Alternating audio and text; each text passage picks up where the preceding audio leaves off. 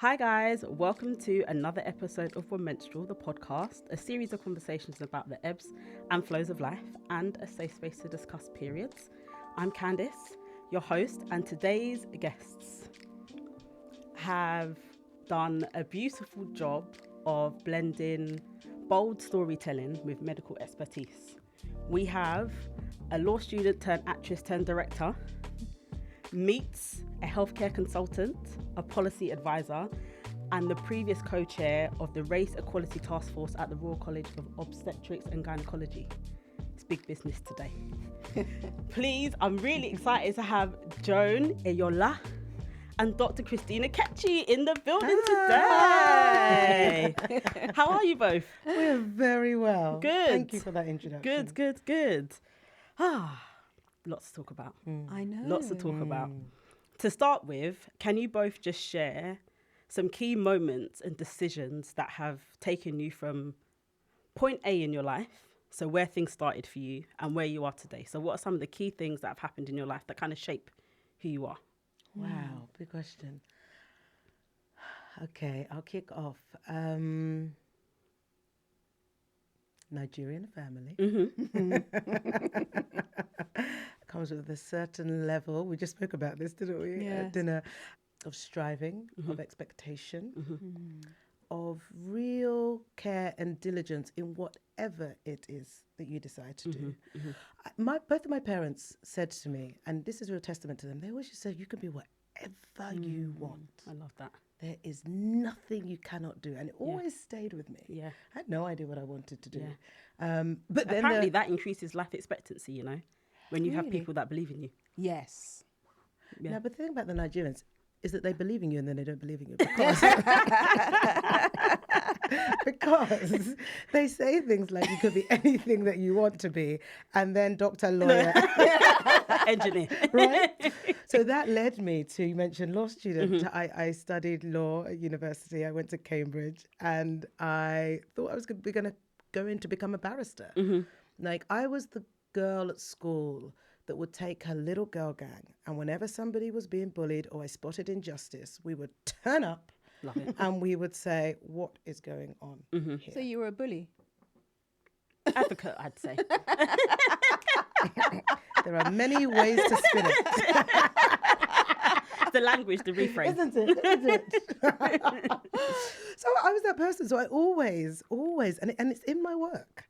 When you look at the stories that I'm telling, I'm taking something that stems from an injustice and I'm either commenting on it or asking what we're going to do about it. And it's something that I've realized, having made Mango, but now looking back on work as an actress, work as a writer, and now stepping into the directing frame. There is a common thread that started from when I was very young. Again, we spoke about this earlier, but that sense that you don't know. You think in life you're going to go in one direction and you just find yourself swerving and taking different turns and diversifying and finding that way to just truly express who you are and discover who you are and how you're going to have value within the society in some sort of way. So I would say that, like, yes, there was the law degree. Then I went to drama school. I trained as a classical actress. I was at the Royal Shakespeare Company and places like that. And then I could feel I wasn't liking what the landscape was saying for a Black British actress. And so I guess out of necessity, or even in that sense of why not, I started to write. Yeah. And then again, even in the sense of why not, I decided to make Mango and direct. And so... yeah, there are no rules and there are no lanes. And I think that's what I'm learning. But I am learning that there is a core that has absolutely sustained itself through it all. Yeah, I actually spoke about that in my first episode of this season. And I've kind of coined the term purpose themes as opposed to purpose things. Yes. And it's that through thread Yes. that just stays with you throughout all your different decisions. So whether you're kind of an inherent storyteller or connector or advocate, when you look at your work and your life, all of those things kind of steer you back to that theme that's kind of run through everything you've done. Your why. Your why. Yeah. Yeah. Exactly that. So Dr. Christine, tell me a little bit about the decisions that have got you to where you are today. I guess it's so multi-layered, and some have been conscious decisions, many are subconscious decisions. Sometimes we feel that we may fall into a particular sort of role or a particular space, but I don't believe that any of these things are truly random. So similar to Joan, of course, Nigerian family. Now I understand that we did not have much, but yet I understand that one of the biggest gifts I've ever been given in life is to have been born into a Nigerian household, because there is this sense of you can do whatever you set your mind to. And so I never questioned anything else. I mean, I remember sort of saying I was going to be a doctor because, you know, I think I was about 5. I tell this story all the time, and my mother was like, "Oh, what would you like to be when you grow up?" And I said, "Oh, I'd like to look after children." And my mother said, "Well, you'll be a pediatrician," which is a doctor that looks after kids, not a nurse, not a teacher, you know. So that drive and that passion, and I never questioned from then on how I would be the doctor, whether I would get into medical school. I vaguely heard that it was difficult, but just figured it wouldn't, and it wouldn't apply to me. But that's just the baseline. That's just, you know, the real beginning of the story, because I've often talked about, you know, how I embodied a lot of that misogyny and internalized racism, which is the environments that one grows up in. So what do I mean by that? I mean that when I was going through medical school, the last thing I ever thought I was going to be was an obstetrician and gynecologist. I thought there were too many Nigerian women who are gynecologists. You know, I'm not going to do that. I'm going to be a surgeon. I'm going to be like a proper surgeon with like all the men. Yeah, I tried that for a while and I was like, no. Hard no from me. So I would say that where I've ended up now is actually a process of growth. It's a process of life be lifing. It's a process of understanding really what it entails to be human, what really is the value of our humanness here on earth. And I liked what you described about the themes, you know, what is your why? I'm a storyteller at heart, actually. But you can tell those stories in many different ways. And I'm also somebody that loves to learn and to understand people. I love to observe people and understand what makes us tick. And in doing so, understanding myself. So I've had lots of challenges and lots of difficulties, but through it all, the question to myself has been, what are these challenges supposed to be teaching me? And how can I then take those lessons and share them with other people? And some of those challenges were health challenges. And as I did so, I guess I found a compassion for myself, because one of the things that I think we don't really talk about as children of African parents of a particular generation is that empathy is not necessarily something that is practiced or understood. So whilst we're given this drive, but it's not necessarily often with a softness, because our parents didn't have that. Many of our parents grew up during the Civil War, for example, or they've come here to the UK with very little. And so one of the things that we've had to teach ourselves is that empathy for ourselves, and then how we can give that back to our parents.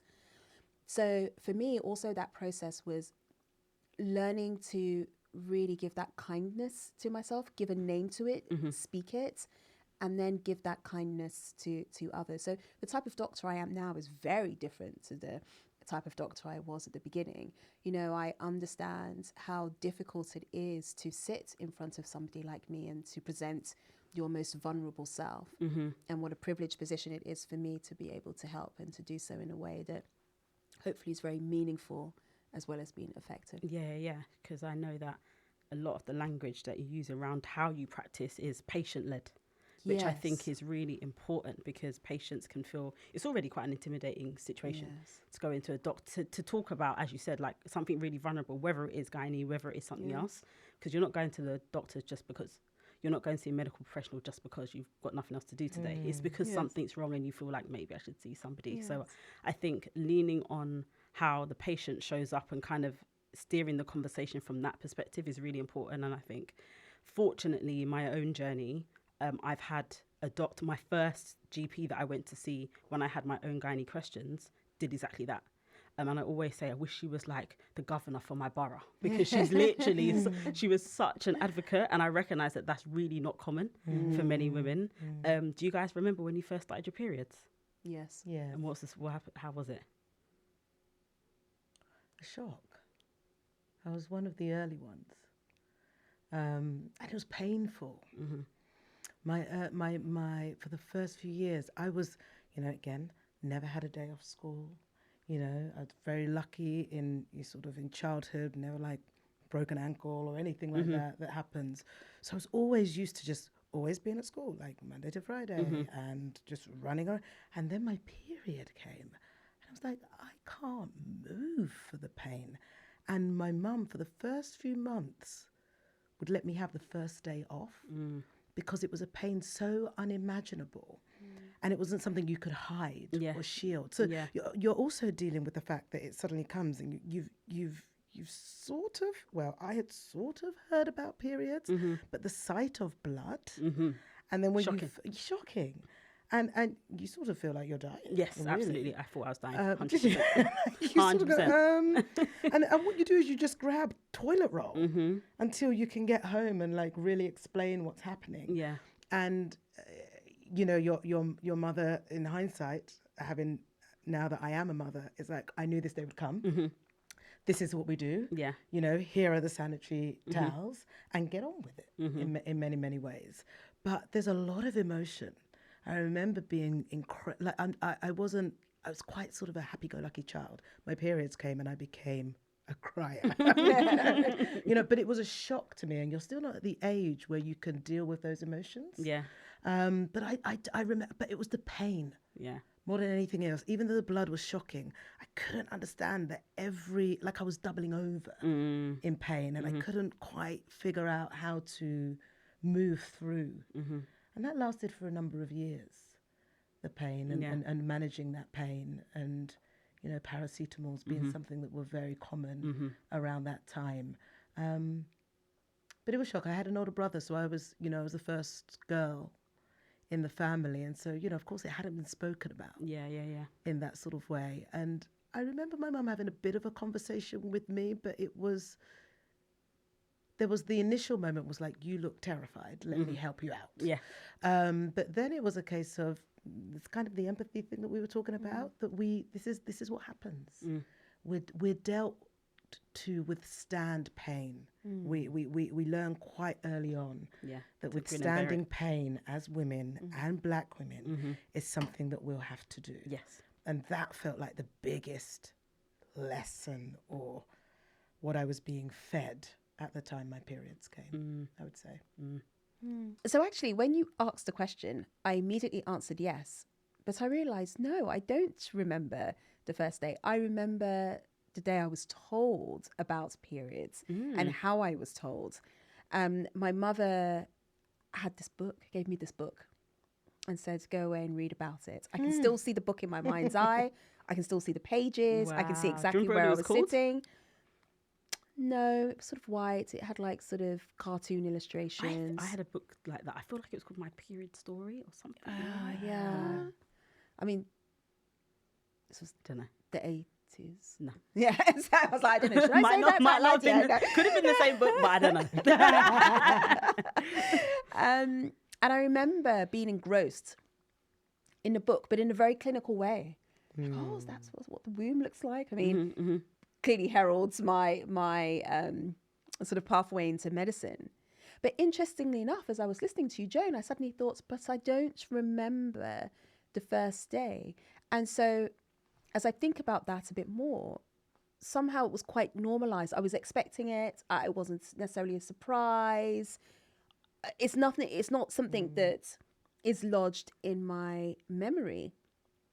But it's interesting because I had very severely painful periods, but I normalized it. And I didn't realize how much I had normalized the abnormal until many years later I was diagnosed with endometriosis. because the pain reached a crescendo and I really couldn't. I actually even tried to ignore that type of pain. But when I look back and I think about the severity of the pain and the sort of, well, I guess everybody has severe pain such as this, so you just get on with it. And again, when you grow up in an environment where strength is really valued, both physical and psychological strength, you don't necessarily think that actually voicing that pain also has value. And if I think about it maybe even deeper, there was so much more going on in my childhood at that time that in a way you almost sort of pick the things that you will tune into and try and deal with, and the ones that you will squash and minimize and subconsciously push to the back of your mind. One of the things that I've seen that is of such value now is how much more people are talking about their periods and disorder of their periods, which gives people agency and power. Absolutely. Which was something that really was missing, I heard, in the 80s, apparently. I think it was even missing in the 2000s. Yes. No, it is. It is very, very true. It was a patient that I diagnosed with endometriosis, and she knew that I had endometriosis, and she asked me what resources I had, and I said, 0. I was scanned, I was told, I was then offered an operating list 2 days later, and then I had the operation and nobody came to see me afterwards, which gave me that opportunity to do what I do best, which was to ignore and pretend the whole thing didn't happen. Yeah. Now, actually, that has its consequences as well. But I then said to this lovely young woman, but you're lucky. It's a completely different scenario. You have way more information, so many different resources, things that you can do, and you can plan as well. Yeah. So we don't have to normalize the abnormal in the way that we used to so much more. Yeah, absolutely. Definitely. I just want to read a quote very quickly. Of all of the places to get your heaviest period, on stage in front of 500 people is not what most of us hope for. I remember thinking the lights in the auditorium were unusually bright. Then it came, a sudden gush of blood that stole my breath and made my feet falter. The stage tilted, the audience blurred into a haze of heat. Sweat poured down my spine as I fought to say my lines, my body screaming beneath the costume. Around me, the show carried on, but inside, a quiet alarm was ringing. Something was very, very wrong. Joan, when you wrote that for Vogue, which is a Flex festival, can you tell me what happened from that moment to when you actually got a diagnosis for fibroids? Because Mango is, I don't want to say obviously because people may not have seen it yet or have heard of it, but Mango is a film around a young woman who is diagnosed with fibroids and the journey that gets her to that place. A lot of it, I assume, is based on your own personal experiences. So based on, after that moment where you stood on the stage and felt that, how did you get to diagnosis? Have you had treatment? And then how has that informed your directorial choices for the film? After that moment, which was, I mean, I just remember, as you were reading it, I was there. I was there again. And we took this show to Manchester, and it was in this warehouse space, and we had people everywhere. And I was playing this character who, she dressed like Missy Elliott. She spoke like Malcolm X. Oh. And my entrance was coming from the back of the stage into the audience, rapping. Wow. Never rapped in my life.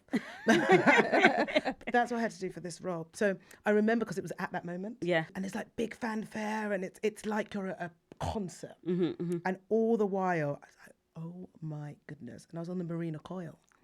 So I was on a contraceptive course. I was not expecting this. Yeah. My periods were quite light. Yeah. And this was like a sort of heavy, heavy gush. Yeah. To the point that I was like, I look very cool in this outfit, and I'm going to be humiliated by what is about to come. And it was a long journey to get the answers, to get diagnosis.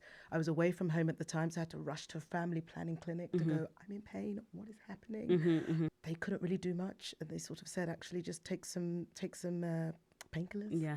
And then we'll refer you back to your GP. Got back to my GP. And then there was a referral to go and get an X-ray.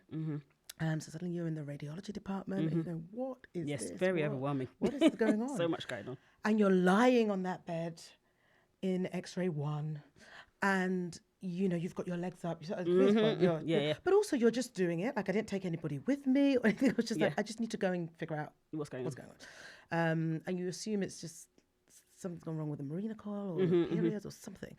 And I've got my legs up, and she spots a cyst, and she spots fibroids, the sonographer, and it's just like, oh yeah, fibroids. And at that point, I'd been told about fibroids, but it just felt over there. And I was never told in a way for me to like truly digest it. Yeah.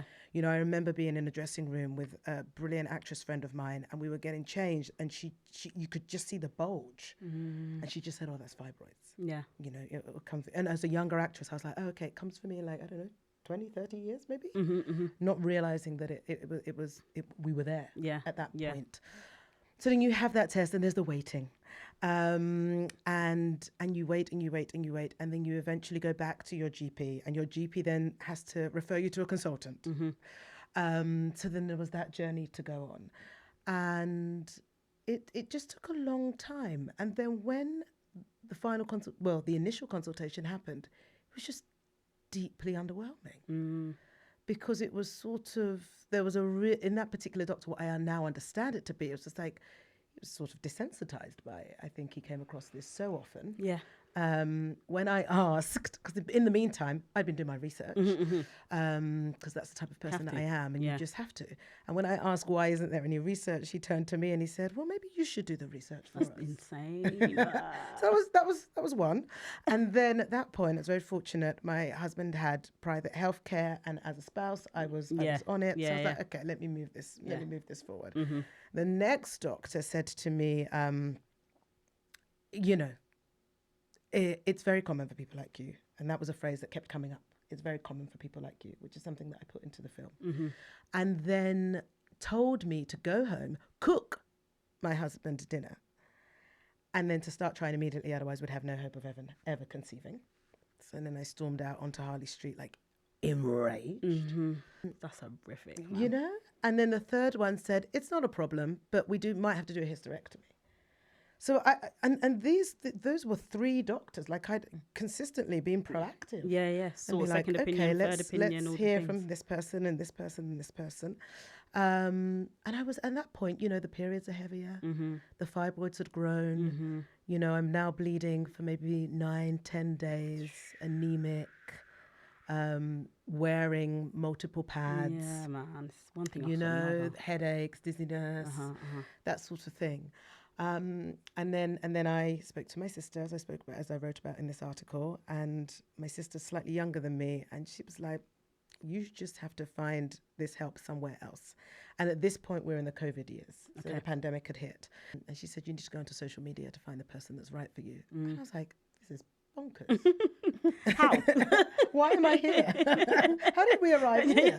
And so I did, and I went on that journey, and that's where I found the wonderful Dr. Christine Ekechi, and she was on Instagram. There was an Instagram live at that time, and I just saw this black woman just calmly, but with like there was a firmness to the way that you were speaking, because you were advocating for women to still prioritize their health.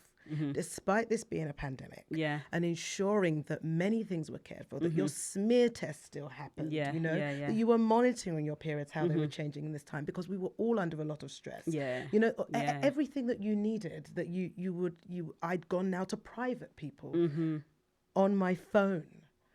There was the person that changed my life. And we had that first session together, and Christine said to me, what do you want out of this conversation? I said, I would love some information, because up until now, I've gone through a series of medical professionals and haven't received anything. And you brought out your PowerPoint presentation. Love it. And you gave me It was 2020. Love it.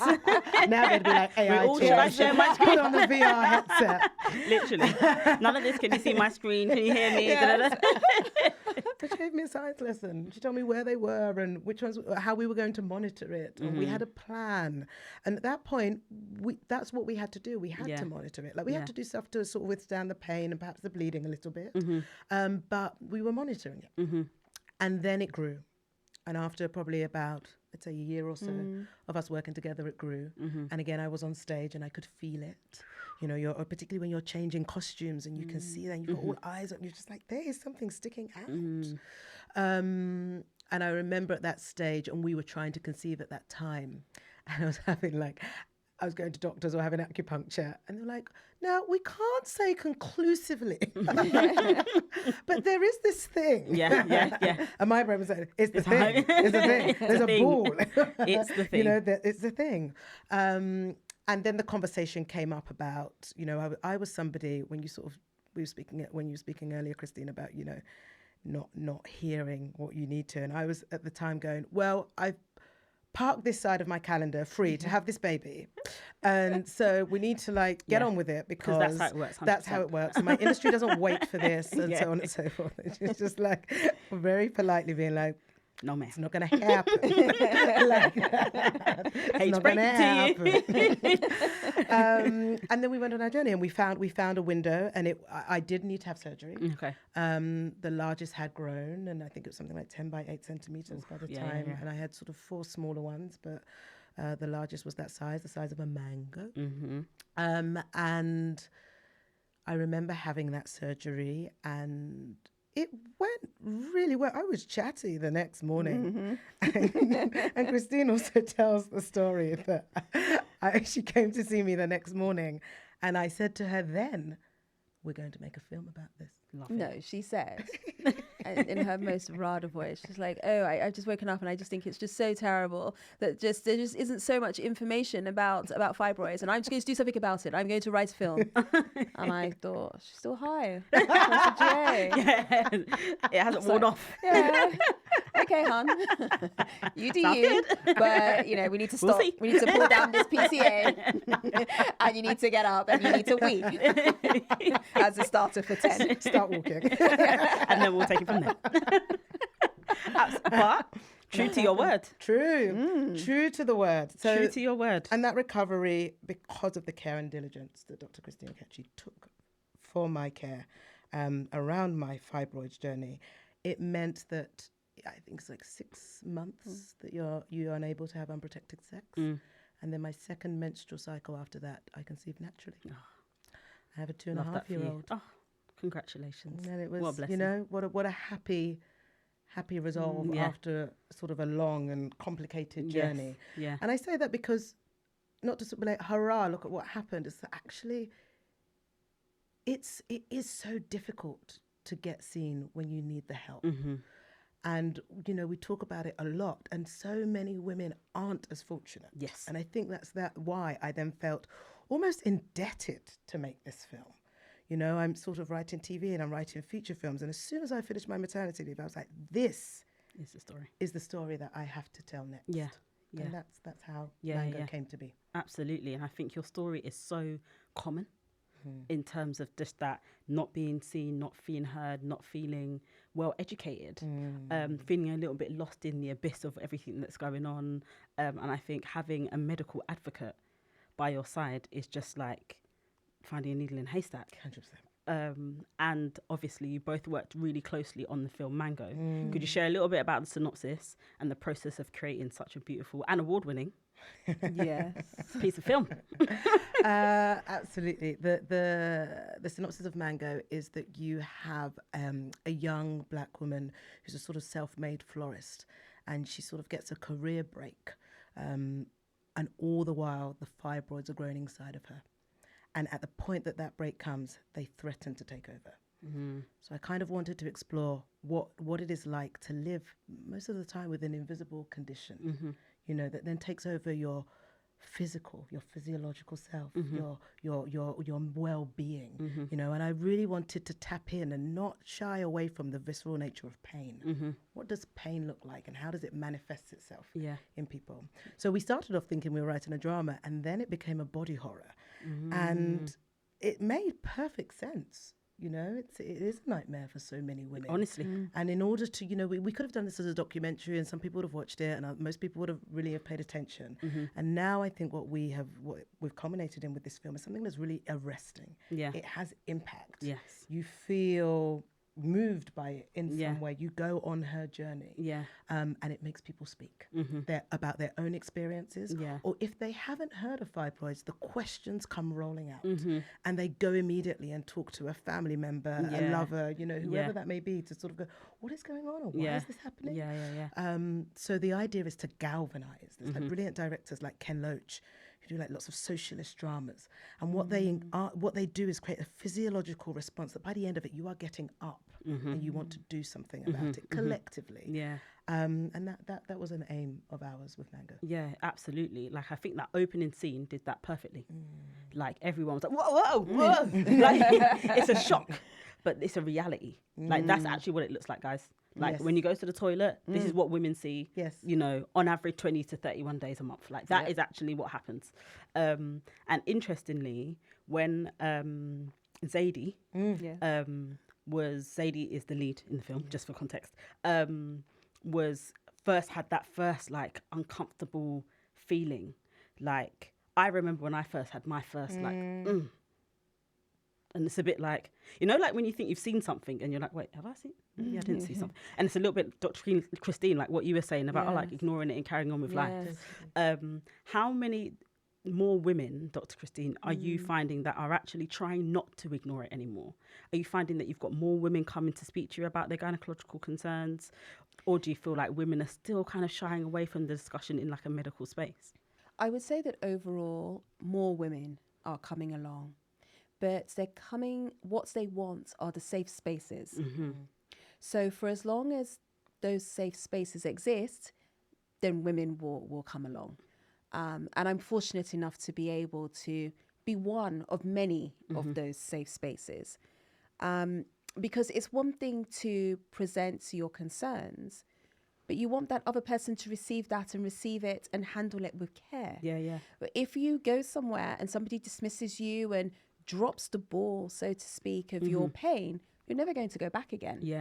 You know, for me, on top, actually, I also had fibroids, and I think it was after you. But funnily enough, for me, obviously, I had a lot of awareness. But it was interesting, my feeling about it. So I noticed, because I woke up in the morning and I felt a lump. It's like, oh, you know, I don't know. Some people prod their stomach in the morning. I'm one of those people. I do. I do like this. I just maybe going on down. Just to see what's happening. But actually, you know, the morning tends to be the most common time because your bladder is full and it will push your womb up above your pubic bone. And I felt this mass, but I thought, no way. There's no way. It's quite silly. I think there's a whole psychology around doctors and how we convince ourselves that disease happens to other people.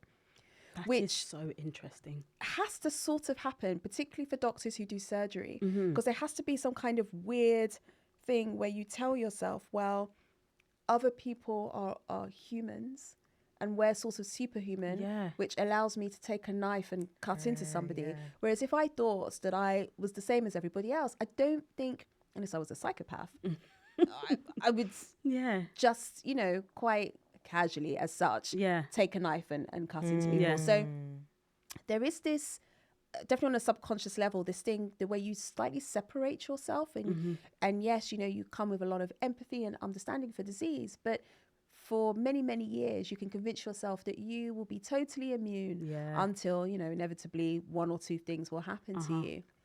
Now, the other sort of advantage I have is that obviously I scan, and I can sort of scan myself. So I take a probe and I would love to couldn't believe it. have a love look. to be able to do that. But then, well, no. You know. But then I tried to convince myself that we were having sort of like end of work drinks. I think it was like a Christmas party or something. So I get my colleague to come and scan me, and there was a 10 centimeter fibroid, like an alien. But for me, what was so interesting was that somehow then I was really angry with myself because I thought, well, how have I, quote unquote, to let this happen? And I think it's really important for me to raise that, because if I could have those feelings, somebody who's a gynecologist and, you know, has understanding, and I could not find that empathy for myself, how much then everybody else, right? Yeah. So I was just somehow, and then I, you know, my mind went down so many roads, you know, what did I do? Did I cause it? What does it mean? And so on and so forth. So when we talk about, you know, your question again about the certain things in life that have happened that brings you to where you are now, I definitely talk about sometimes when I have really walked the shoes that many of the women who are sitting in front of me have walked, because it really does bring that level of understanding. I know what you're feeling. I know both the fear, the disappointments, the vulnerability.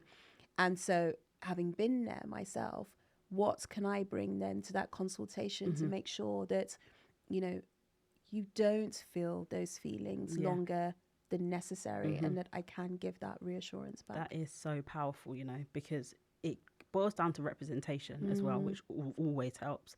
But I think there is something very powerful about speaking to somebody who's gone through what you're going through from your perspective. Because in a lot of ways, without having ever voiced it, I've always felt that, like, oh, doctors don't go through nothing. Like, you lot are just healthy, carrying on with your life, it's all If fine. only you knew.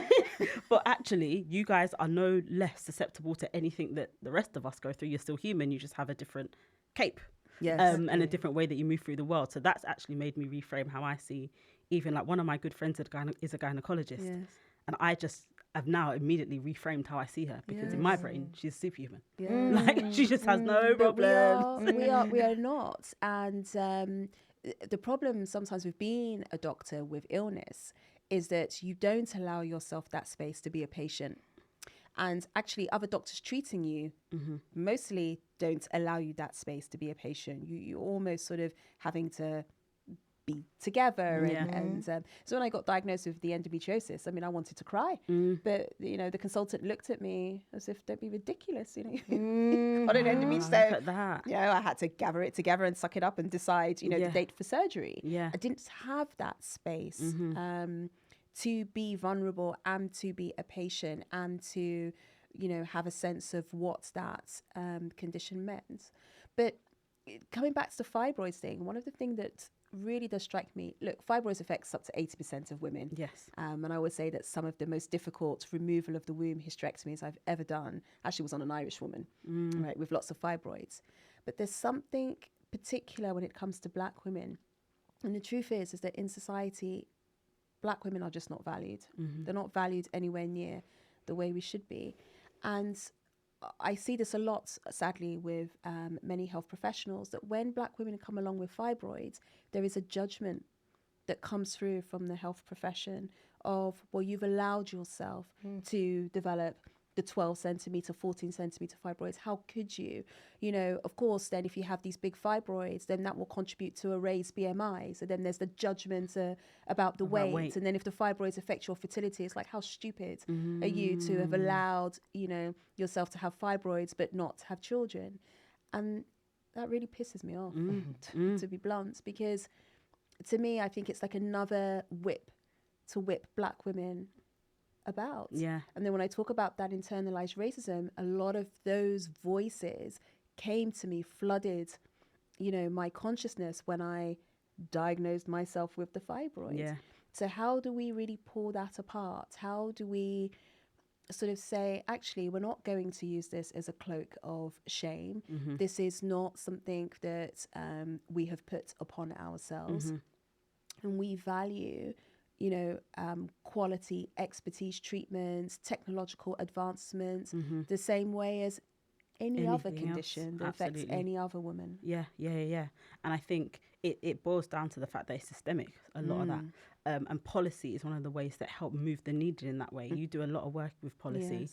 Why is that important to you? And what are some of the policies you would like to see? Yes. Well, it's so important for me because I understand how the system works. And if we want to meaningfully shift the dial, then we have to do so using a multi-pronged approach. The first approach, of course, is education, but people often focus on educating the women. But for me, what that does is it shifts the onus of responsibility onto the women solely. There's the education of the clinicians, but education also comes through policy change.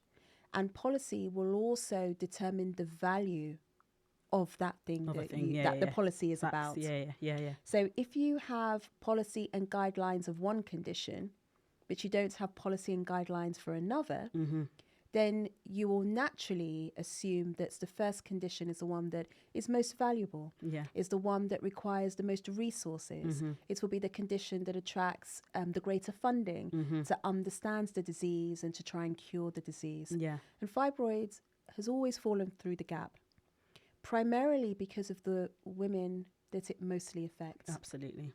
Because our voices are not given value. And also we're not necessarily the people in the room as agents of change. So if we're talking about being able to control where big research grants come from, we're not in the rooms. When it comes to being in the room as academics and leading big research teams, we're not in the room. If it's about working within pharma and being in charge of the portfolios for big pharma companies, we are not in the room. And so there is this thing about resonance and relevance. Even if it's a man in the room, but if he knows his daughter has endometriosis, then he can understand about endometriosis and say, actually, this is really powerful because it affects my daughter. But if there aren't even then the other people, the black men, who may know that their mother or their sister has fibroids, then it's a condition that remains hidden and in the shadows. So without meaningful policy, we will not get the money or the resources to make a change and a level of change that matters. Yeah, for sure. And I think as much as the film Mango isn't policy, it is an engine. And I think what that engine does is it propels conversation. For example, a live example is that at the screening, a woman behind me, maybe 15 minutes in, said, "Oh my days, this is actually my life." And I wish I'd turned around and said to her, "You should speak to them afterwards." And then by the time the film was finished, I think she'd gone to the toilet and I didn't see who it was. But that, even in and of itself, is like opening up conversation, opening up safety, opening up representation, opening up so many things and ways that we can have conversations around something that has historically been taboo, riddled with shame, in a way that's artistic, which resonates with so many women. There's so many of us that are either, a lot of us are like Zadie. Like, do you know what I mean? We're like freelancing or in a corporate workspace, but these things are not reserved for one type of woman. Like they happen to so many of us. Mango is obviously already an award-winning film. What do you hope the film goes on to do, and what are the next steps? What happens with the film now? We call Mango, I said this is a previous short that I did, the little short that could. At this point you just... The little short that did. The little short that did. The little short that did. I was there. I saw it. Yes, the little short that did. 3 awards. We were like, what is going on? So we continue on the film festival circuit that goes around worldwide. We're in about 6 festivals this month alone, all over the world. And we try and get it as far-reaching as possible. So, I find this is my industry, and I find sometimes the film festivals can be elitist. You came to S.O.U.L Fest, that was at the BFI, predominantly black audience. But otherwise, how are people going to access it? So that's what we're working on at the moment, to ensure that this film is as widely accessible as possible.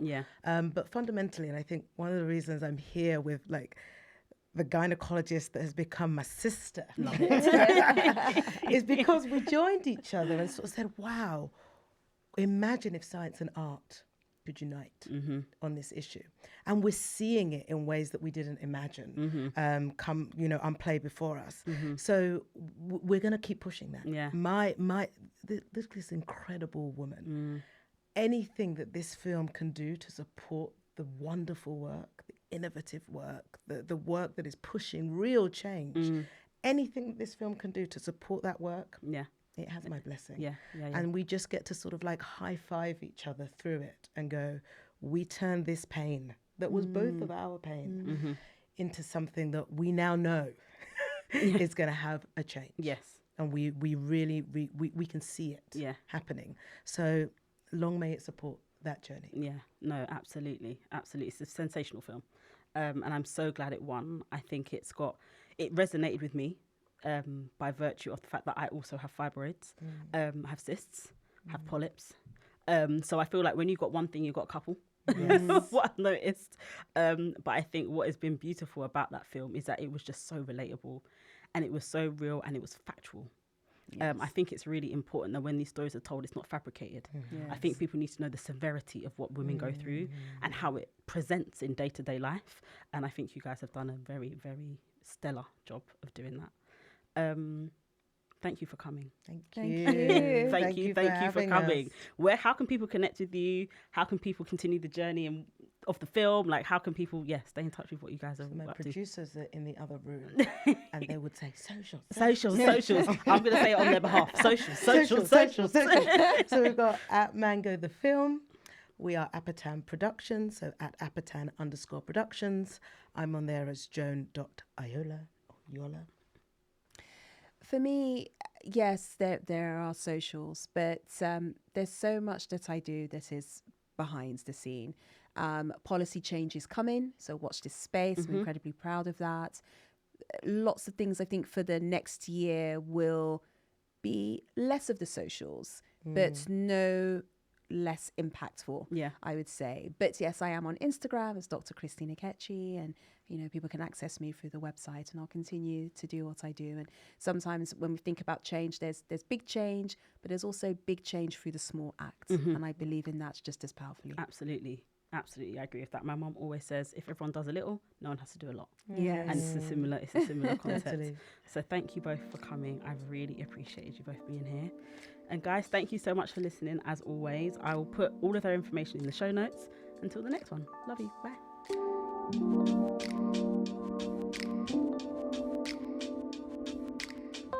Bye.